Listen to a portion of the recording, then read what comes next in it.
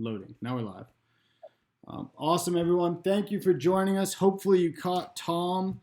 We just had a great conversation about the javelin, and now we're here with Dane Miller, who's we're gonna pivot just a little bit away from the javelin and talk what he's got going on in training and some of the other throws. And once again, we got to thank MF for hosting this and being a big part of getting this all together.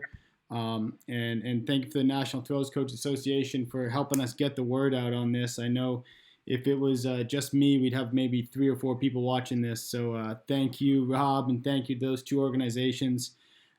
Today, our second speaker here is Dane Miller. Dane has his hands in a lot of pots, and I'm kind of excited to hear about how he handles it all. He is the owner of a private facility, Garage Strength. Correct me if I'm wrong on any of this, Dane, but owner of a company called Earth Fed Muscle that does some high quality supplements. Co-owner of Throws University, who does video analysis on the throws.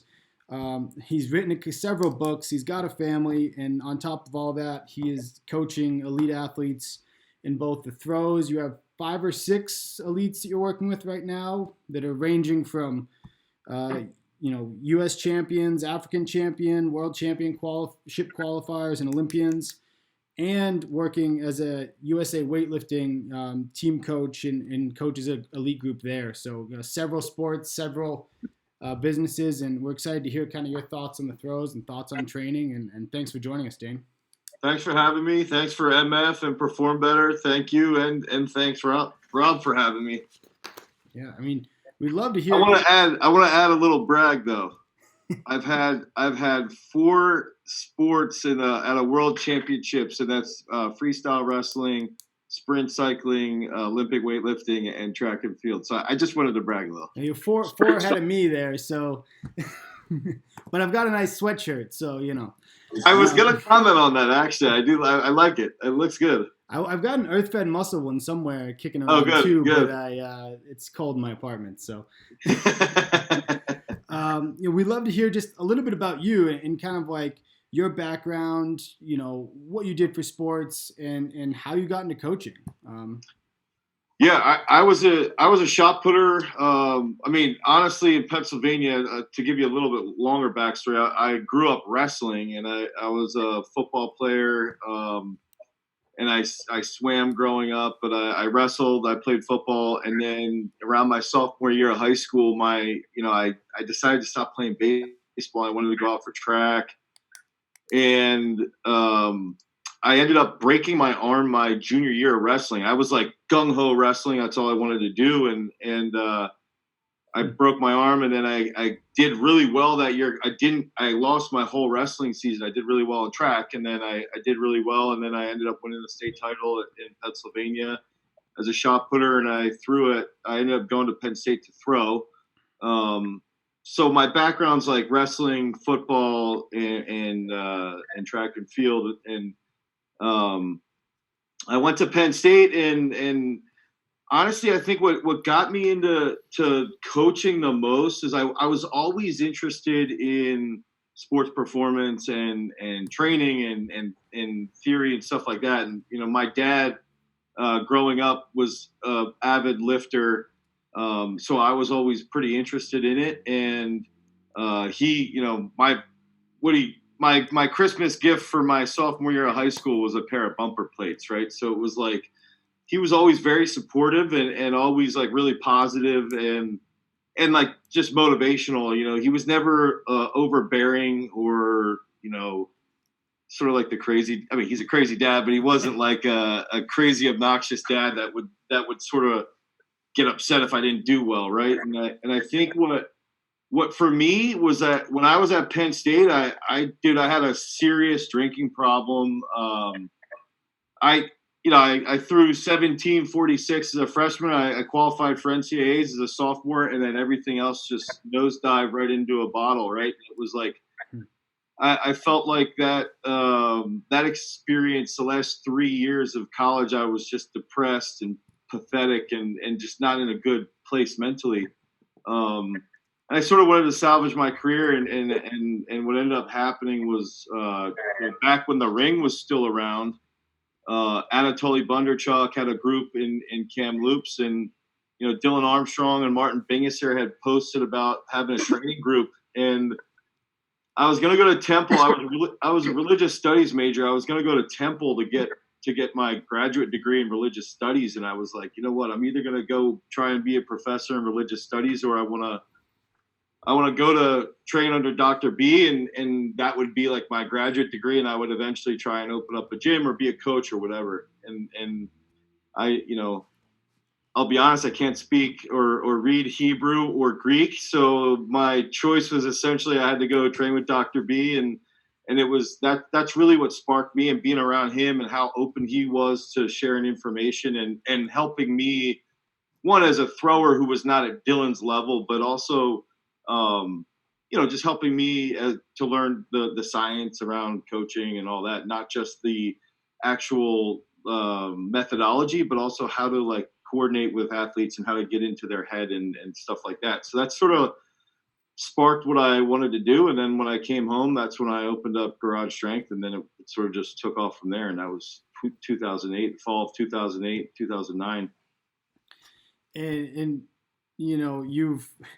you open up Garage Strength, and from a background in track and field, you found yourself coaching at an elite level, not just in one sport, but now two. And now you said you've coached athletes in 4 different sports to a world championship level. How did that kind of come to be, and what are some of the things that kind of led you down that path and that diversity? I think for me, a lot of the stuff I learned from Dr. B was like always question everything you're doing, and always try to learn from your athletes. So I would bring in these books to him all the time, and I'm 23, 24 at the time, and I'd show him all these books, and he took Mel Siff and Bert Kashansky's book, and I handed it to him like, hey, what do you think? And he took it. He's like, he ripped me off. And in chapter 4, he shows me about how he didn't cite him properly and all this. And he's like, you don't need these. And he's like, you've got to, in English, in broken English, right?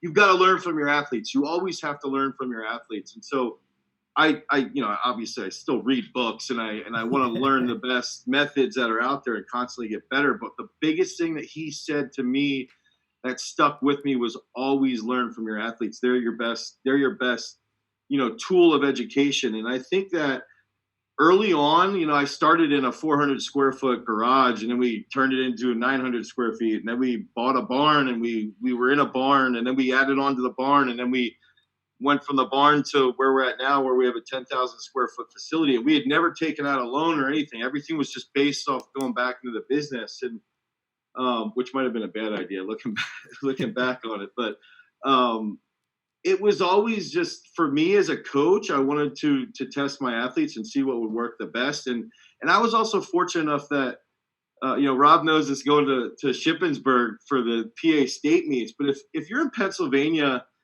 and you win a state title, like, you're sort of like, you're put up on that pedestal, especially in local small towns. And that's basically where I'm from. It's like, I was put up, people knew who I was, and I was an all-state football player. So that also helped.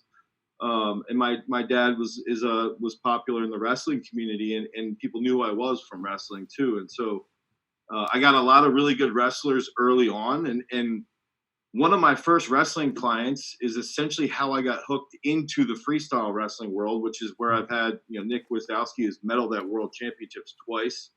And it's just been this, constant learning.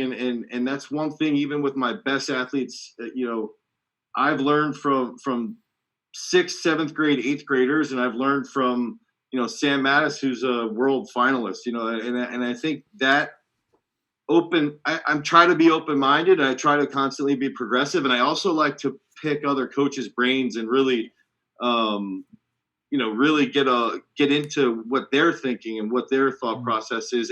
And then always like having my piece of the puzzle, and where I could pick and choose, and like where it would go into my puzzle. Right. So I think knowing that everybody has different systems, and everybody's system works to a point, and then where do those other people's systems. If I hear something, how can I piece that in? And I think that's something I'm pretty good with, that aspect of coaching. So I think that's sort of how it developed from, from the time we did open up until where we're at right now. Very cool. And just from this is a selfish question maybe and a personal aside, but you have 3 businesses. You've got you got travel to meets all over the place, both weightlifting and track and field. You've got a family. Like, how the heck do you manage your time? I find myself just as a college assistant coach, Right. being busier than I can handle sometimes. And how do you? What are the keys to balancing your time and making all that work? This right here. So I have like this is my planner, and it's just like every single day I have in, what are my big 3 wins for today? What am I going to do? And then I have my week laid out, and I'm serious. This saves my life. It's called I'm not trying to. I don't sell this for the guy. It's called the Full Focus Planner, but that's what I use. And then we also have a project management tool called Asana, and that has saved me with our business. And to be fair, like, I don't work at Earth Fed Muscle anymore. When we were developing it, early on, like the first 5 years up until last year, I was working like 80 plus hours a week. And then my co-owner and I were 50-50. We were just like, hey, I told him I don't want to work in Earth Fed Muscle anymore. My passion is coaching. I want to be the best throws coach I could possibly be. I want to be the best weightlifting coach I can be, the best strength coach I can be. And that's where I love it, right? Like I love it. So that helped getting out of the work aspect of EFM. But dude, having this planner, I write everything down, and at the end of the day, I literally will just sit here and I write down what I need to do, and then for tomorrow and what my goals are going to be for tomorrow. And then we have this project management tool, so it helps me manage the 7 employees, and it's just the same as coaching, right? It's like, when I think about coaching and I think about managing employees, it's like customer service. If I can do it all, like, every question that an athlete has, I want to have that answered before I give them that program, so that way they're less annoying to me and I can deal with them a little bit better. And I think that's helped me. It's not something I've been good at, right? Like, I've been a disaster with time management, and I've been a disaster with organization. And if you saw, when we first started Earth Fed Muscle, I didn't even have a Google Drive account. I didn't have, with Garage Strength, I used to put my programs on the wall in notes, and I would write notes and assign it to people. And then it's just like, when I started Garage Strength, I didn't even own a cell phone. So I think, which is pathetic in 2008, but I think that's, I try to progress, and I try to keep up with it. And for me, the best thing is going home to see my kids and jumping on the trampoline and spending time with my wife and my 4 kids. So it's like, the better I've been at coaching and organizing my time, and the more I value my time, and the more I construct organization with my time, the more I get to spend with them as well. And that's what I care about. So I prioritize it. Whereas before I didn't have kids, I didn't prioritize my time management. I think that's what held me back for a while from a business perspective, and I think that has made me a better coach too. I will say too, I do have urgency. Like, if I have an idea, I'm like, I got to do this. I got to go do this right away. Right. So I'm very urgent with stuff, which can be a detriment. But as far as planning is concerned, if I have something I want to do, I'm going to do it because of that urgency. And I don't know if that's like my dad's a little like that. My brother and my sister are like that. My mom's a little more laid back, but we're the 3 kids, my brother, my sister, and I, we're all pretty urgent, and I think that helps too. Nice. One of our our tennis coach has a saying that I've been trying to live by a little bit better. Ohio, she says, is an acronym she puts up called Ohio. It's only handle it once. Like once you once you open something, just like finish it. And sounds Right. like that's how you live. I try to. I'm not saying I'm perfect, but I try. I try my best. Yeah. And so how did you develop garage strength? You're coaching some wrestlers, and you got your general pop clients. How did you decide to kind of develop that into like Olympic lifting and having a throws club and having your general pop clients as well? Yeah. So the Olympic weightlifting part's a little interesting. Is that I was full blown throws, wrestling, and football training, and so we did the Olympic lifts. So we would snatch, we would clean, we would do jerks, but do them separately, high bar back squats, all this stuff, right? But I had never done anything and with the sport of Olympic weightlifting. Now, for me, I had at the time that we got into it, I had snatched a little over 300 pounds, but on a rusty bar that didn't spin. I didn't use a hook grip. I jerked, over 400 or whatever, but nothing. I was never trained in it. And I actually think that's partially what helped me sort of rise pretty quickly in weightlifting. And we had a shot putter who was, he's a sophomore throwing like 50 feet, but he was really little. And his name was Tanner Reichert. And he was, cleaning like 300 pounds, snatching 230 as a sophomore in high school. And I had posted a video of me snatching, and then a guy randomly was like, "You got to get him into a meet. He might be able to make the junior world team." And I had never done a meet. I had no idea what it was. Like, I knew what it was, but I had never coached. So I always tell this. I love this story. Is that 2012? The first meet I coached was 2012, the day of the opening ceremonies in London, and by 2016, I was coaching Norik Vardanian at the Olympic trials. But I think in weightlifting, and I think a lot of that has to do with, just again going back to throwing, going back to what I learned from Dr. B and learning, from your athletes. But really, it came back to power development, mobility, strength, acceleration, and stability, and that's what we use to train the athletes. And so that's how we got into the weightlifting side. I forget the other part of your question. No, that covered it. And I'm curious, as a track and field coach, I don't compete in weightlifting, but I find it interesting and kind of do it as a hobby. I'm curious, what have you, your experience in weightlifting, how has that affected how you coach throws and train throws?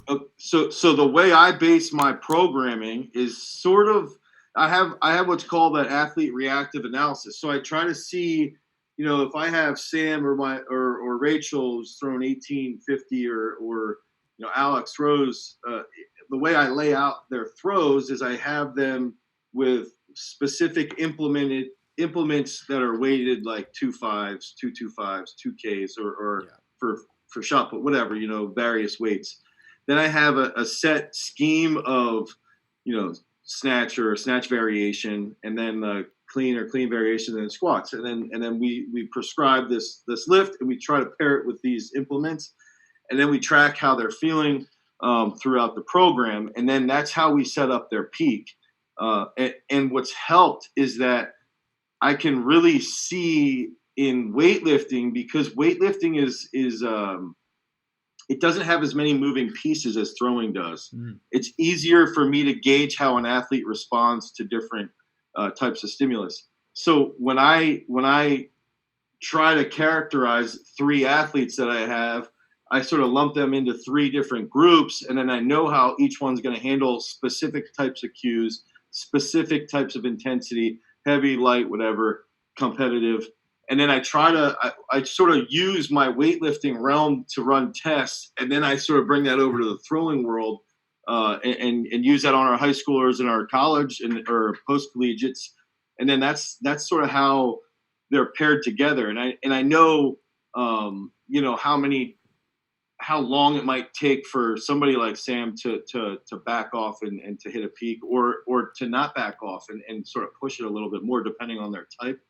So I think the two together really helps me. And it also helps me. The most important thing in throwing, I believe, it tends to be technique. And it's the same in weightlifting. They're very, very technical movements. And they're very technical sports. And so the mentality has to be, throwers are such big, aggressive people. But when you can switch a thrower from being like I was an idiot, right? Like just like always just wanting to throw as hard as possible, to having that technical mindset. Now they can get into a meet, and if something's not going right, they think logically instead of emotionally. And I think that's the biggest part with Olympic weightlifting is if you want to be a good weightlifter, you've got to be logical with your thought process. Yes, there's times that you've got to increase your intensity and your aggressiveness, right? But the technique and the technical mindedness, the technical literacy has to be the most important aspect. And so when our goal and what we do here is like everything has to be to get the mindset of the athlete to be technically minded and then aggressive, not emotional first. It's always got to be technical first. And I think that's helped me see movement better. And it's helped me as a coach being in weightlifting. It's helped me to understand movement and to see how, mobility issues can impact performance and stuff like that. But ultimately it comes back to that big mindset change, Yeah, that's very cool. And what are some of the biggest similarities and differences you see, between, the training or the type of person that's doing the Olympic lifting and throwing, or the biggest similarities and differences you see between those two sports? I think it depends on the individual, really, those three athletes. Some of I'd say the throwers are always going to go after it a little bit more. Like weightlifters, they lift so much, so regularly. Like for the way I set up the throws, we lift 5 days a week, but it's really like the first 2 days of the week is the higher intensity, and then we sort of back off during the week. Mm-hmm. With the weightlifters, though, it's quite a bit more intense later in the week, and the weightlifters are always just sort of going to follow what I want them to do. Whereas the throwers, if I'm downstairs with them and I go to the bathroom, I come back and there's like 20 extra kilos on the bar and I'm sitting there, what are you doing? Why are you going after this? So I think the biggest difference is that, and that's even with the women, like they're much more aggressive, to a fault, really. Like, the women and the men are just much more aggressive in throwing than they are in weightlifting. And I think that's just the sport too. We have a couple throwers, to be fair, that are like larger than life personalities. So they like that, right? They feed off of that. They want to push me. Like I'll be upstairs in the office and if they're lifting and I'm not down there, it's like, hey Dane, I just, Sam yesterday, I just tripled 182. It's like, why did you have 182 on the bar, but 400 pounds for a triple? It's like, I think that's the biggest difference is that the throwers love to just go heavy all the time. And that's not the best, really. Yeah.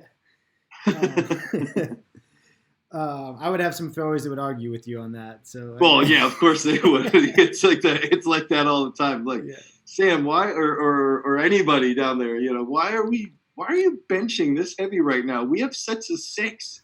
Why do you have 89% of your max on the bar? It's like, well, I'm a thrower. And the bad part is that I'm just like, all right, just try. Yeah. You want to be mad at them, but you can't. Yeah. It's like I just feed it even worse, How do you implement the Olympic lifts with your throwers? And is there a different technical level, like standard, that you're working towards, or? Yeah, I mean, from a technical perspective, I'll be a little bit less on them with their movement patterns, which I should maybe be a little bit more hammering them with certain movements. But the big thing for us is we almost always do what I call no feet. So if these are their feet, right, they'll start in the catch position most of the time. Yeah. And the reason why I like that is my technical model, and the throw is similar. It's like a grounded finish. We don't teach to jump as much on the finish. and that's the model we use. And so I like to use those same feeling, grounded finish feeling in the lifts. We use a lot of snatches. We use a lot of cleans. We use a lot of cleans off of boxes though, so it's like a little bit less of a toll on their back. But we do quite a bit of behind the neck jerks, and we do quite a bit of push presses. So the way we use them on a leg day is like we're going to use a snatch or snatch variation. We're going to use a clean or clean variation, and then we're going to do some type of a squat depending on what I'm trying to get out of that program and that goal, right? And on the way we would use the Olympic lifts on a upper body based day is it's basically used to potentiate the nervous system and to wake up the nervous system so it's firing as aggressively as possible, and so their body is prepared, so it's desensitized, right? So it can handle a much higher load than it otherwise would have if we wouldn't do heavy jerks. And I'll use this, the day Sam hit his bench press PR, he also hit right before that, he hit his best behind the neck jerk in the same session. And I believe that has a lot to do with the fact that his neural drive was potentiated so well. He was in good shape, and on top of that, like his sensory receptors are desensitized from that heavy load on the behind the neck jerk. So that's sort of how we use it. And then throughout the week, we use them for mobility movements. We'll have days where we're doing 70 kilo snatches, and we're just using it for mobility work to work on the thoracic extension and to work on hip mobility and lower back mobility and stability, so they hold better positions through the center of the circle. So we use it a whole bunch of different ways. We get creative with it. We do some mid grip work, and I'd like to say we use it for speed, we use it for strength, we use it for mobility. And I think that being creative with those exercises, it makes it, unique. And then I use it as that governor on them for when we're trying to peak. Very cool. And brings me to a different, similar topic of, you've had success getting athletes to a high level in various sports. And to me, that screams, this guy knows how to periodize or organize training. You know what I mean? And can adapt that model to whatever, sport the athlete or calendar the athlete's working in. So I'm curious, how do you approach periodizing your training and organizing training? And Al Farishian on YouTube put in a question of could you talk about periodization through a theoretical 3-month throwing season? Loaded question there.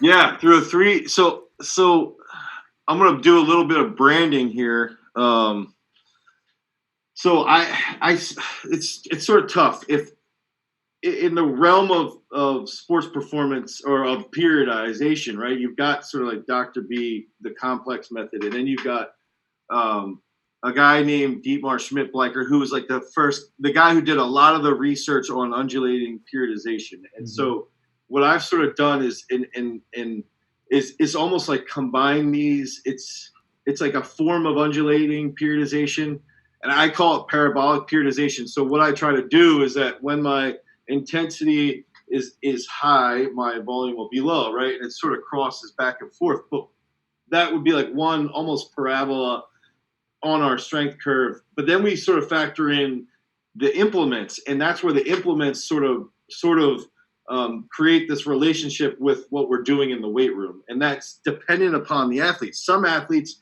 they need high volume and they need a lot of throws and a heavy implement. And some of them need low volume and high throws. It just depends. Like there's those 3 types that I talked about earlier that I use. And the big key is just figuring out like, okay, does this athlete throw, a heavy implement with a light implement? Does that bump up their competitive shot or discus? Or is it better to have a competitive implement with a heavy or a competitive with a light? And how do they react? And that's also based around what we're doing in the weight room. So out of a 3-month time frame, with our high schoolers, what we almost always like to do is the weather is terrible in Pennsylvania up until like right now, early May. even though it's still pretty terrible right now. But we'll try and push through like that first 2 weeks. So like middle March to April, early April. And then we might take a step back like that first week of April a little bit. And then our big test event basically is Penn relays, and that's at the end of April. So we might have we back off of them a little bit in the weight room for like a week, but then we want to push and we want to try and figure out by Penn relays. All right, are we going to peak them at states?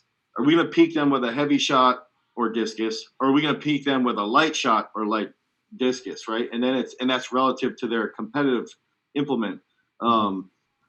And keep in mind, these high school kids, these are men and women that are thrown with us like 5 or 6 days a week. They're here pretty regularly. And you know, they're into it. They're fully bought into it. So, you know, that's how we set it up then, is that by Penn relays, we'll figure out what each athlete needs. And then we'll build the next 5 weeks based off around that result, and then we'll go to states and win a state title, right? And that's sort of how we factor it up. And so, you know, some of our athletes, you know, when we had a girl who set the state record in the shot through 51 feet, 2 days prior, she was just one of those people that she did really well when she would lift heavy the week of a meet.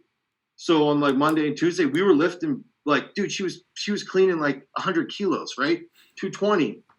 And then this 4 days later, she throws 51 feet. But then, you know, the next year we had a girl who's at William and Mary now, and she won the state title the next year.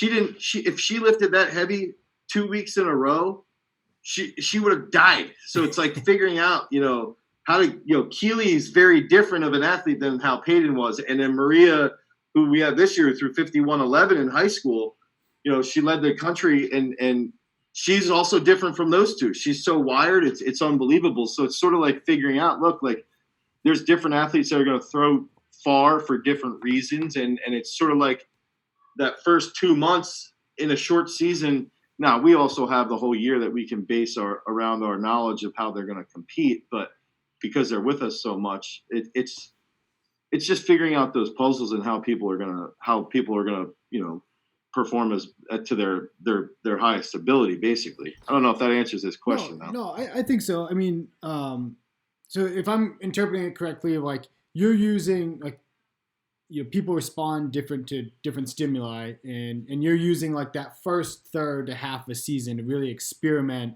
and figure out what makes each individual click, right? And kind of then using that to like. I think. No, go ahead. I think the key is that if you want to be a good high school shot putter, a good high school discus thrower, you can't train like once in a while. That's not going to happen anymore, right? Like, unless you're an absolute freak of nature, you've got to be able to train at least 6 months out of the year if you want to throw far. And I think that as a coach, if you're a high school coach, you've got to stay in contact with them and what they're doing, so that you can also understand when they throw their best. You know, some kids will throw a 14-pound shot and then they drop down to the 12, and all of a sudden they're throwing 5 feet further. And some kids will throw a 14-pound shot and drop down to 12, and they can't feel the 12, and they're throwing at the same distance. You know, so it's like you wouldn't peak that kid with a 14 because he can't feel it. And that's just like you've got to be aware, and that's where you've got to be organized. You got to take your data. You've got to track your information, and you've got to know what you should be tracking. Some people are tracking the wrong stuff, so you've got to know what to track, and you've got to know how to relate to the kid. Like, some people in the middle of a meet, they're giving them 17 cues, and they're saying negative things to them, and it's like, dude, athletes don't respond well. I mean, older athletes might, but young kids, they don't respond well to negative reinforcement in a competition setting. They need your support as a coach. And so that's the other thing I think we do well, is like we try and figure out what cues they respond best to, and we can see their body language. And that's part of where the Olympic weightlifting comes in, is that when we're teaching them the movements, we can see how they handle different technical cues, and then use that later on when we are peaking, because it that's just as important. How you relate to an athlete is just as important as the methods that you're going to use. Because if you have an athlete and they don't like you, they're not going to listen to you. They don't want to throw far, right? Like that's a big positive, is that when your athlete enjoys you and enjoys being around you, now they're going to buy into that system a little bit more. Yeah. And you kind of set yourself up for another question. You said, you got to track things and you got to know what to track. What are some of those pieces that you feel like are really important to track, with your throwers to figure out how the response you can extract the best throw out of them on Saturdays? Well, I think the best thing to track as a thrower is their throw, their competitive throw, right? So we've got to see, we have relationships between. I wish we were down in my front room. I have this whiteboard, and Rachel Fatherly. We know that if she throws this far with a 6K and this far with a 5K and this far with a 4K and this far with it just comes down and you can see where it's going to be.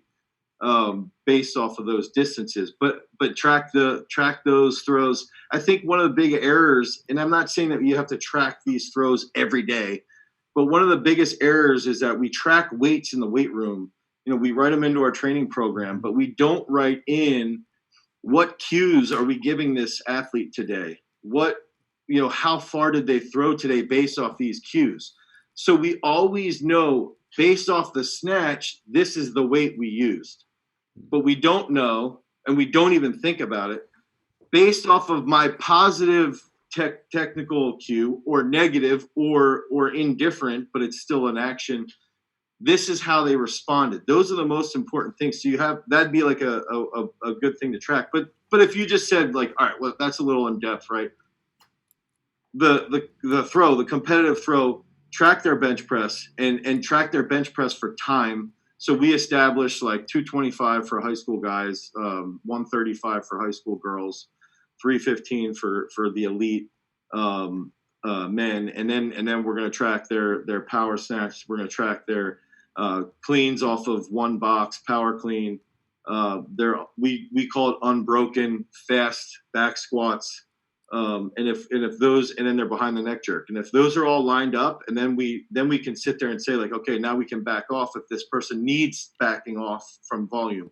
If this person doesn't need it, we need to plan out, okay, when their bench hits this, we need to get their bench to here, their squat to here, and their competitive throw to here. Well, then they're going to be in shape. So I think it's, 5 or 6 things that you track, but it doesn't need to be crazy hard, but you also have to track how I believe technical cues in training. I believe that those cues are as important as the lifts that you're picking in the weight room, and that creates a response.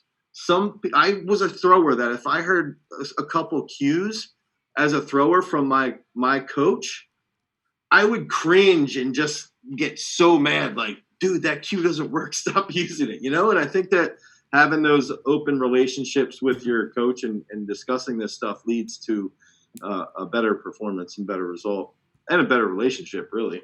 Yeah. I'm going to jump around a little bit and get to a couple of these questions we have on YouTube. Rob the Source is asking, I'll put him on the screen here.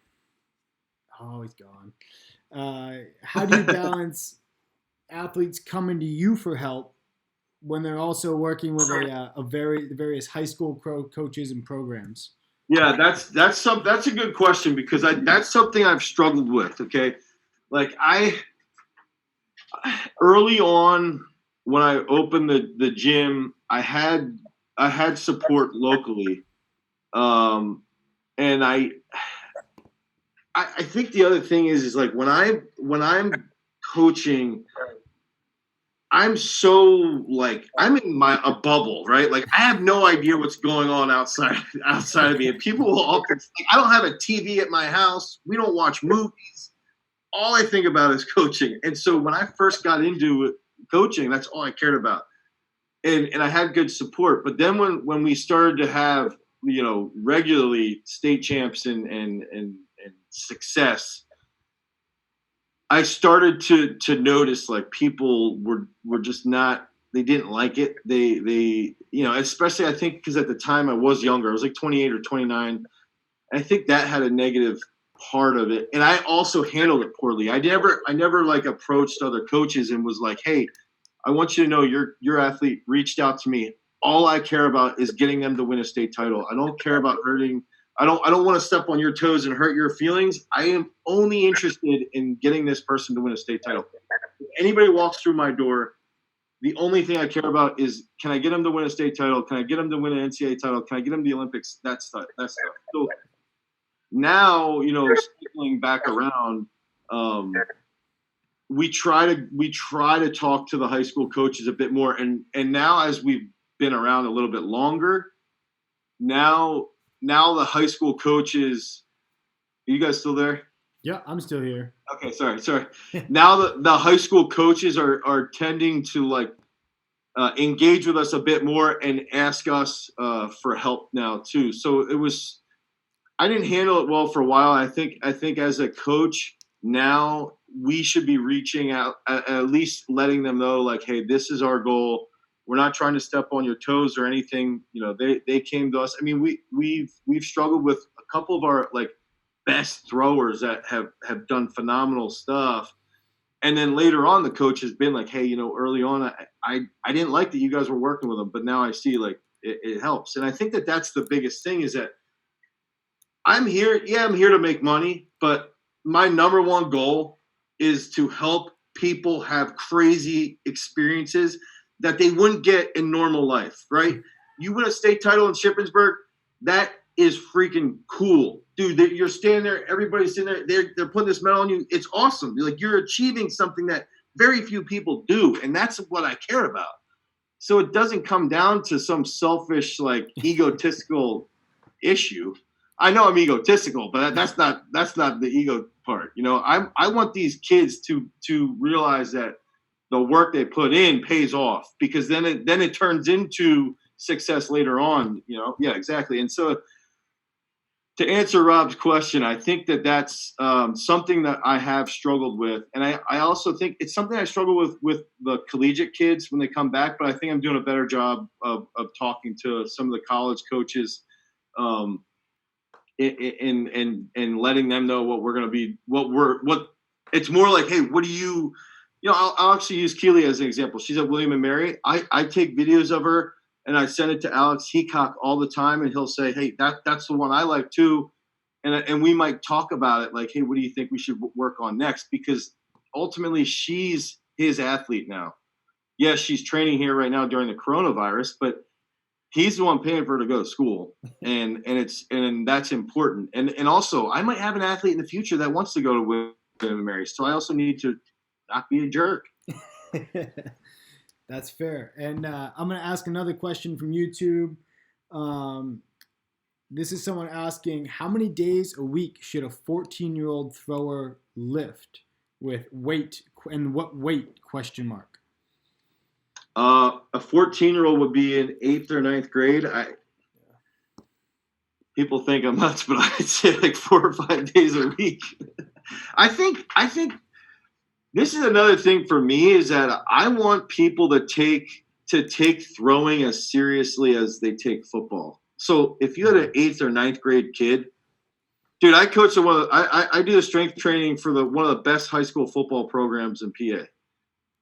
If those kids aren't there 5 days a week in the summer, and these are 8th grade kids, 9th grade kids, their coaches are where were you, right? And it's like, if that's a thrower, it's like, no, let him go. It's like, no, I want throwing to be viewed in that regard. As coaches, we should be coaching the way the football guys are. Maybe not like how they beat them down and abuse them verbally and the negative stuff, but the intensity wise. And so for a 14-year-old kid, 8th or 9th grade, dude, you want to throw 60 feet, you got to train 4 or 5 days a week. You got to throw 4 or 5 days a week. And that's it. If you want to throw 60 feet or you want to throw 50 feet, 65 feet for a guy is, I think, equivalent to 50 feet for a girl. If you want to do those things, you got to train 5 days a week. Very cool.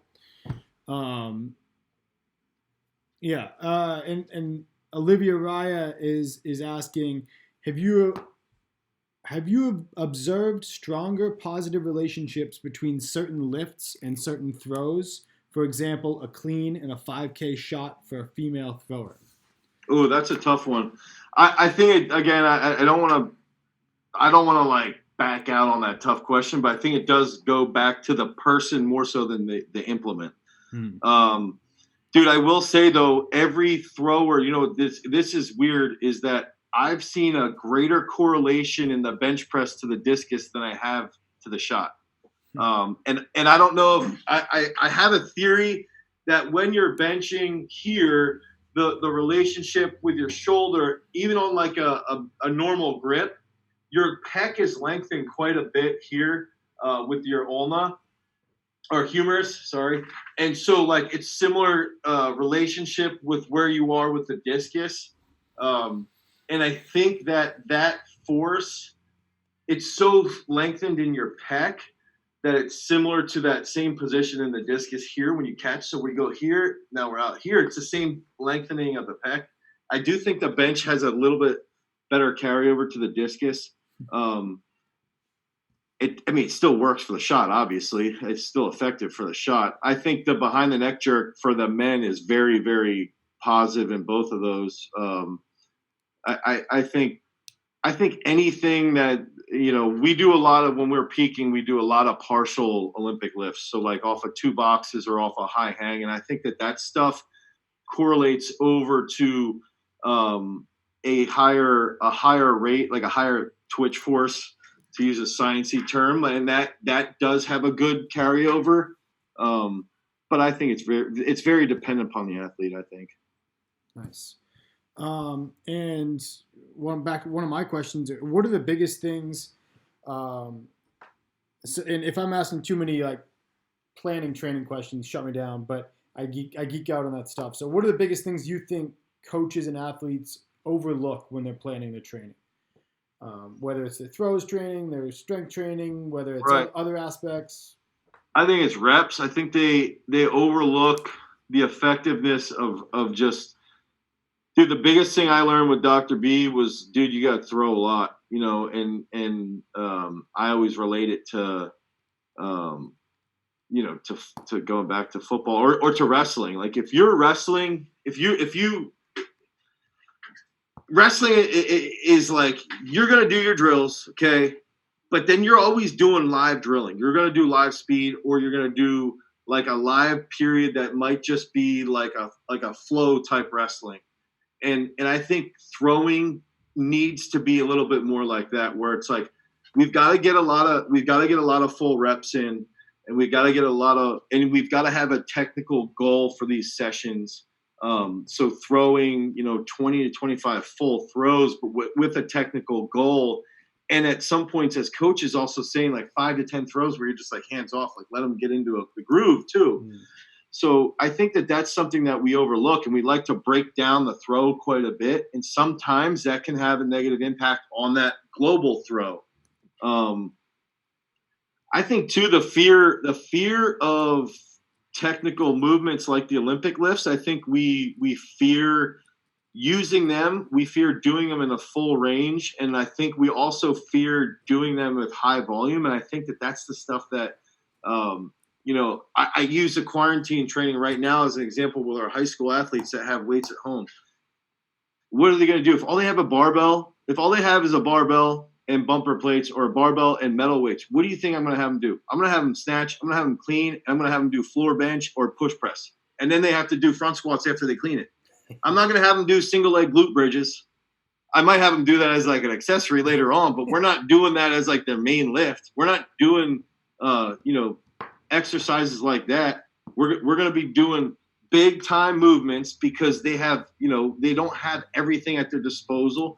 So they have minimal time to train down in their basement or in their shed, wherever they're at. So we're going to do the lifts that carry over and transfer the best. And they're snatching, they're cleaning, they're doing full squats, and they're benching, they're doing push presses, and then they're doing rows and stuff. But it's like, I think there's a fear from a planning perspective. There's a worry all the time of like actually getting a lot of reps in the Olympic lifts and in the throws too. And I think that we like to break down into little pieces, and it does need to happen at times.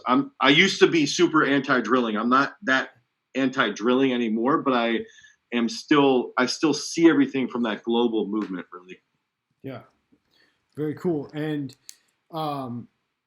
could you run us through a typical week of, some of your elites and what they're doing, or even some of your college kids when they're training, like what a typical week of training looks like? You can pick whatever athlete or event that you want.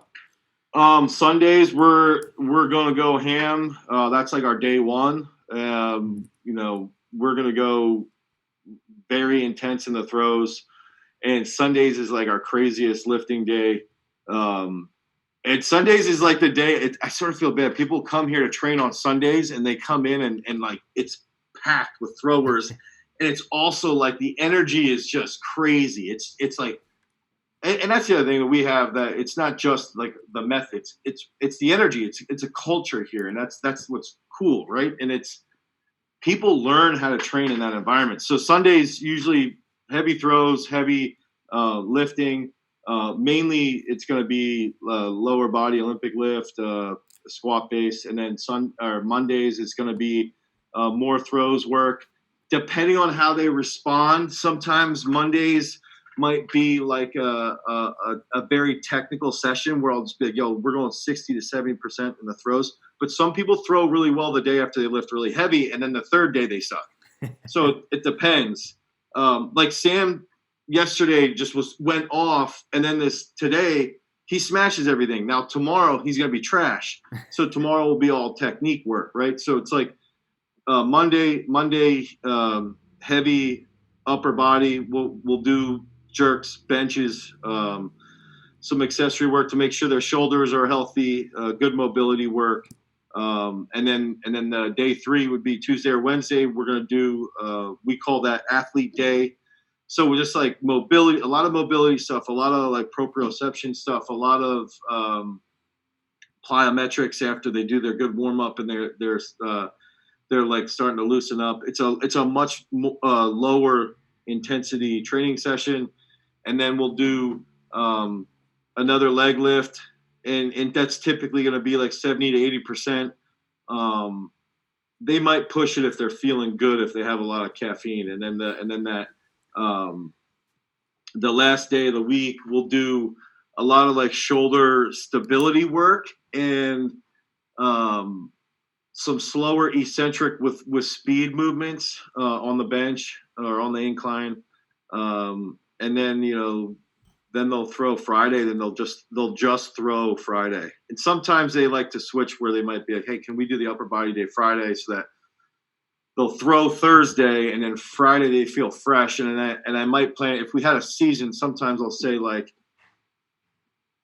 we'll use that as like the test day. So I'll let them have caffeine Friday before we throw, if they have off the day before in the weight room. So it seems, this might be overgeneralizing, but it seems like you take advantage of the beginning of that week when they're fresh, hammer, and then it kind of just slows down as far as intensity of training. And then by Friday, they feel pretty good. Yeah. Okay.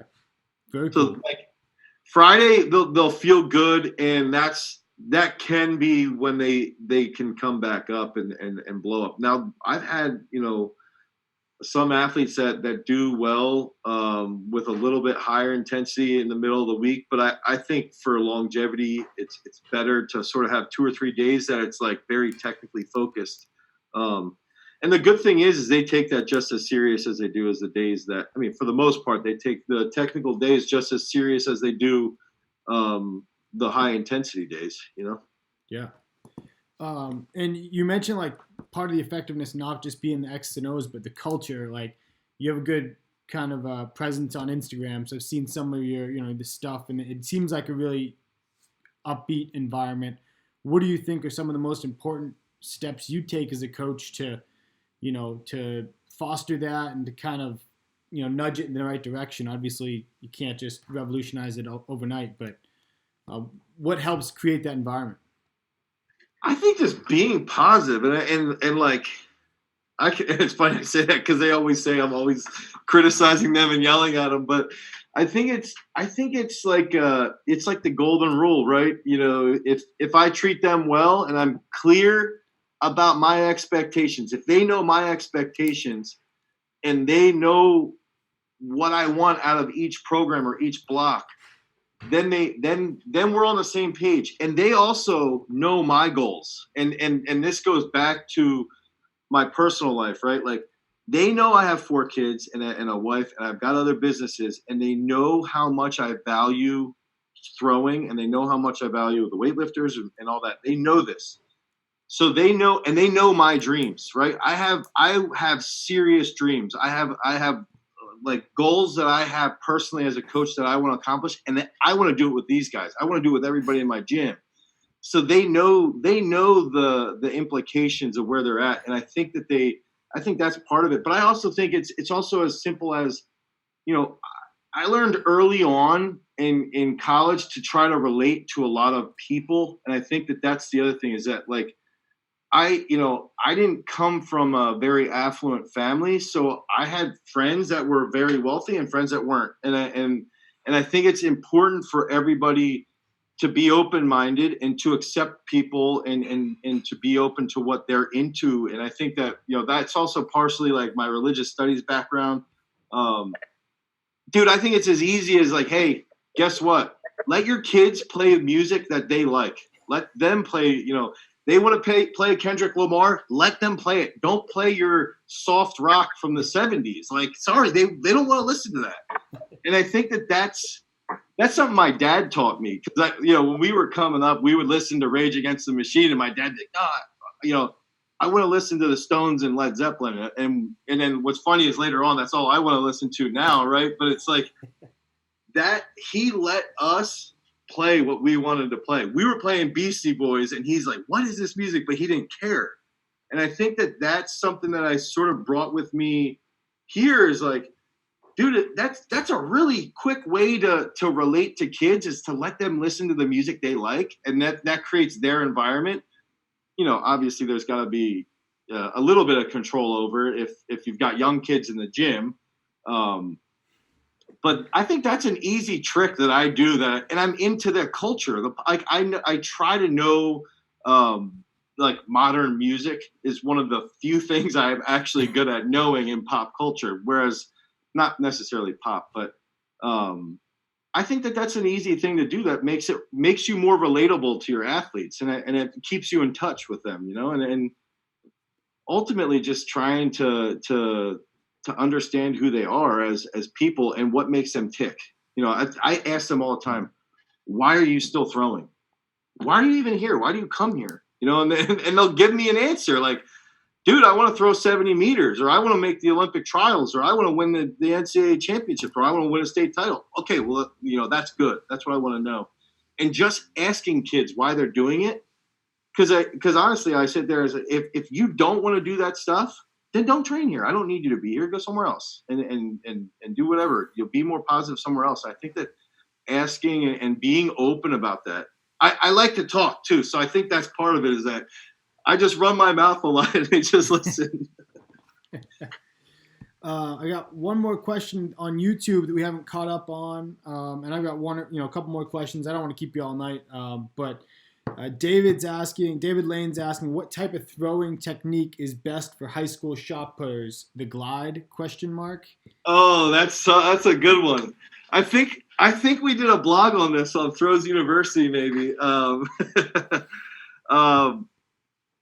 And this is such a tough question for me, because I'm a glider at heart. Like, that's me. Is I'm a glider at heart, and I think we sort of there's so many times that I've seen athletes that are poorly coached try to switch to the spin and just basically lose their career because they're trying to switch to spin and they didn't get coached up properly. But at the same time, there's enough resources out there now. You know, there's enough content online. There's enough information. There's enough books. You could buy any book from Rob and learn how to spin, right? And that's the stuff that these guys need to do if they want to switch to the spin. And so what I would say is if you want to be a really good thrower, you need to spin because it's going to also help your discus. But you need to be a student of the sport. You know, if we think about like Tom Brady didn't become the best quarterback in the NFL by accident. He was in at 5 a.m. studying, and he would leave at 8 o'clock at night studying because he wasn't as talented physically. He made up for it here. And the best throwers in the world can make up for it mentally. And if you want to be a good thrower, then you better buy in to learning the sport and learning, you know, in the NFL or even wrestling. You know, I know I'm making these comparisons quite a bit, but in football, we have QBs in high school that can audible out of different situations based off of a cover scheme. Where they run a cover 2, they run a cover 3. What do they do? Where's their linebacker? Is the linebacker blitzing? Okay, well, we'll do this. But in high school, we don't expect that same buy-in to the sport and to understand what the sport involves. And I believe that's part of coaching is like, we got to get these guys, you know, for him, I forget his name who asked the question, but he's got it. Was it David? David. Yeah. David's got to sit there and say, look, if you want to throw 60 feet and you want to throw 180, you've got to spin. And that means you've got to watch every single technical analysis that I'm doing. But you've also got to watch what are the great guys in the world doing and see what they're doing. And while you're watching it, engage with it. Try to feel what you're watching. Try to see what they're doing with their legs. Try to see what they're doing with their upper body and be a part of learning it. You can't just swipe. Like it's got to be, you've got to be a student. And there's so much content. There's so much information out there. There's no excuse not to. Yeah. And this kind of maybe a good connection of like athletes having to take some independence and ownership of their training. You do a lot of remote training with Throws University in this, especially in this COVID-19 crapshoot we're all in, right? What are some tips or important elements for athletes when they are training on their own, and how do they, you know, continue to make progress and progress?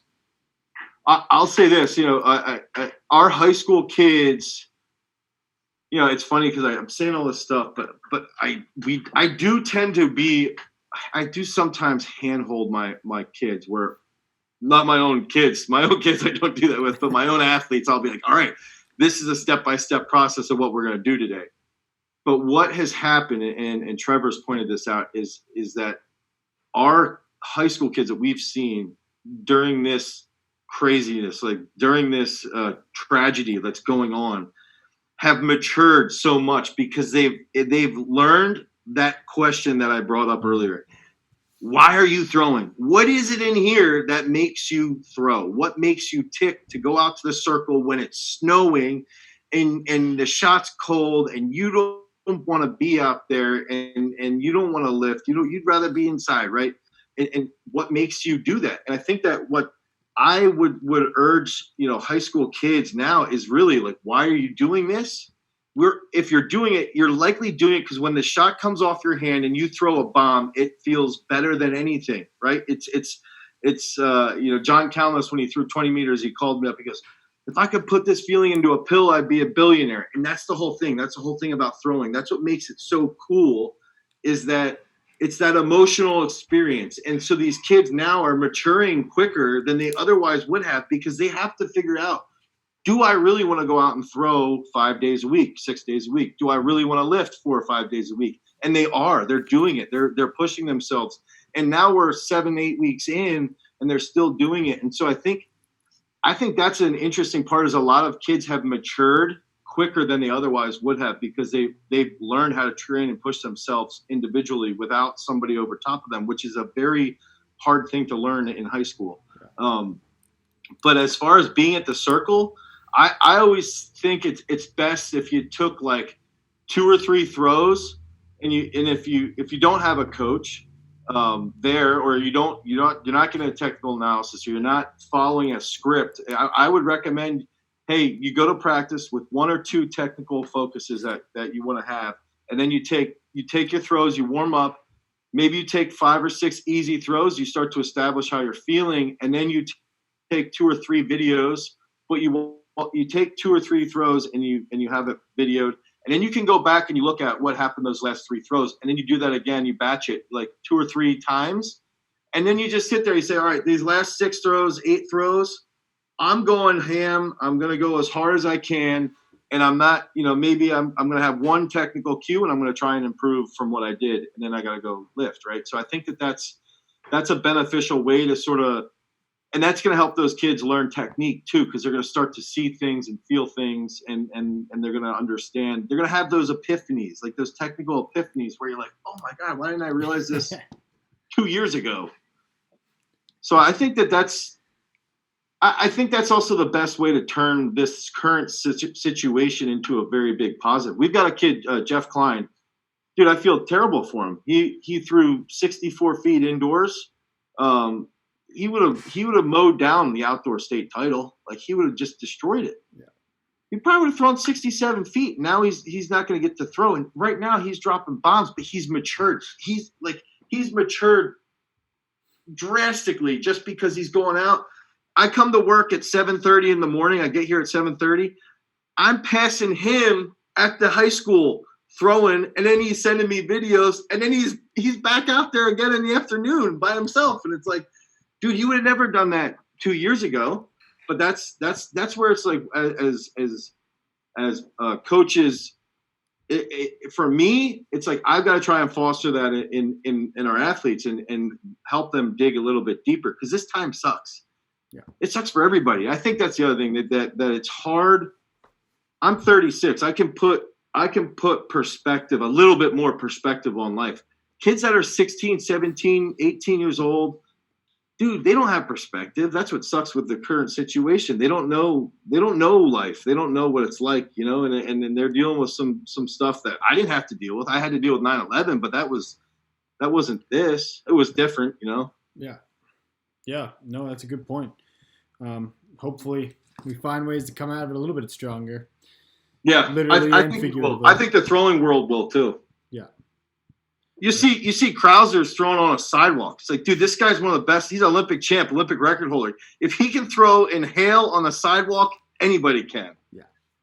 You gotta send those videos to your kids that are training everywhere. Right. Yeah, that's what I do. I'm like, and on top of that, he looked great. It's like, I think that might have been one of his best technical throws. No toe board, doesn't count. Yeah, that was crazy. It's like, man, he's an animal. Sweet. Yeah, I don't want to keep you too much longer. I think I got a couple of fun questions for you regarding just like some of your elite experience. Do you have 1 or 2 moments that really stand out in your coaching career as just some like knockdown awesome moments? Yeah. Going to, taking Sam through the call room at World Champs, that was it was unreal. It's like you're standing there. It was like, dude, that's what motivates me. Dude, it was just like, holy shit, I'm standing here right now. I'm standing next to Veston. I'm standing next to Vice Heidinger, Stahl, Haddadi, everybody. And I'm like, and my guy can do some damage. He could do something here. Like, this is unbelievable. Like, this was, and then qualifying, when he qualified too, like that was special. That was cool. That for throwing, that was, and when in coaching your first state champion, that for me was very special as a coach. A couple of when my first athlete made the world team in weightlifting. That's why I coach. Yeah. Very cool. So, yeah, I have like 30 of those. And Gary Aldrich wanted to know. Gary. Yeah, he's watching on YouTube. He sent me some questions beforehand. Awesome. And he wants to know, how did you start working with Tim Nadeau? Yeah. Timmy Cat. That's right. So actually, Tim was with me in 2017 at Worlds. It was me, Alex, Nick. My group was Alex Rose, Nick Arrhenius, and and Tim. So basically, it's an interesting story. Is that Tim had been working with Veston, and some stuff happened in like 2016, and he's about 5 hours north of here. He's in Canada, and he also trained under Dr. B. So I had known him a little bit. I didn't know him much, but I knew him a little bit. And so with Tim, I'm close. I coach Nick Arrhenius, and I sort of coach Leif, his brother, and they're tight with Tim because of Veston. They have a mutual connection with Veston because Nick throws for Sweden. And so we would have these group chats going, text messages, and Tim would send me videos, and then he just hit me up. He's like, "Hey, would you be interested in coaching me?" And I was, yeah, for sure. Now, so I coached him for 2 years, and then Athletics Canada, Athletics Canada wanted him to work with a Canadian coach, and now he doesn't really have one. But he's a good guy. He's a really good dude, and he's a beast, right? He's a machine. Sweet. And I wanted to add one of the cooler experiences too was when Alex Rose qualified for Rio. I just thought about this because when Alex threw 65 indoors this year, that was cool. But when Alex was my first athlete to qualify for the Olympics, and that it sucks I wasn't there, but I was there when he qualified for Tokyo, so that was cool. But the first time. My second son, Sanderson, had just been born, and it was like the next day, dude, he did it, and it's like, holy crap! This kid threw 59 meters last year. Now he's on 65. This was awesome. that was one of those real special moments. Nice. I didn't want to leave Alex out. He would get mad. And one last question, and then I know you probably need to go get dinner and all that good stuff and spend some time with your kids, but Rob wants to know, when do you get your workouts in for the day? Rob's saying that. He's still probably benching 405 over there for reps. For Rob's best deadlift, he would take my max deadlift and do that for a set of 10 right now. Rob had the world record in the deadlift at one point. That is true, right, Rob? If I remember, yeah. Long time ago. For me, so the way I set up the schedule with coaching is I have my morning session weightlifters, which are the weightlifters that train twice a day. And then I got the throwers come in, and then the weightlifters in the afternoon. And so when they train at like 10:30 in the morning, I go down and I try and set it up so my one of my best senior lifters, Jake Horse, he's a national champ, made Pan Am champs. He's been a junior world team member. He's a stud. He's 67K. He also works for me, so he actually has his primary session only once a day, and I need to be there with him to coach him, but I also got to work out, because if I don't work out, I just lose my head. I can't handle stress at all. I can't handle it. And so when Jake trains at 10:30 in the morning, I go down and I train with him. And what's funny is lately he's been starting to squat close to what I can squat. So I'm getting motivated to get my squat up, because he's only a 67K lifter. So it's like, that's when I train. Now he also makes fun of me because I'll be coaching him with snatch technique and I'm doing bicep curls while he's snatching. Nice. Yeah. So that's when I do it. Awesome. Sometimes if we're throwing inside because of snow, I'll ride on the ball bike, but I haven't been doing that, and I've gotten fatter since COVID hit. I've gained like 12 pounds. You're not the only one, man. You are not the only one.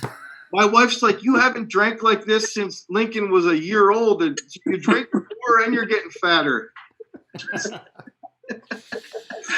Yep. Get you. Awesome. That might be a good way to end it right there. Awesome. Well, Dane, I appreciate you taking the time. And I want to thanks to MF for doing this and Perform Better. This is good stuff. I think this is what the throwing world needs, stuff like this.